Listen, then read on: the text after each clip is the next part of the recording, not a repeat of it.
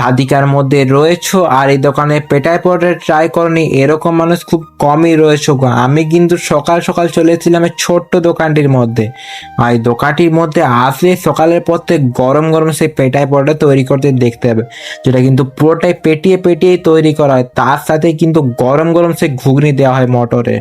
আর এখানের মধ্যে ইডলিও তোমরা কিন্তু পেয়ে যাবে। আর এই পেটাই পরোটা কিন্তু শ হিসাবে দেওয়া হয়, 100 দাম 20 টাকা।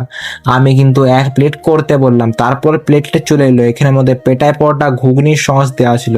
তাহলে খেয়ে দেখি কিরকম লাগে। এটা খেয়ে বুঝলাম 100 খেলে কিন্তু তোমাদের পুরো দিনটা কেটে যাবে, পেট কিন্তু ভর্তি হয়ে যাবে 100 খেলে। আমাদের কি কি পাওয়া যাচ্ছে? এখানে ইডলি পাওয়া যায়, তোমার পিঠাই পরোটা পাওয়া যায়। প্রত্যেকদিন পাওয়া যায় নাকি? হ্যাঁ, প্রত্যেকদিন।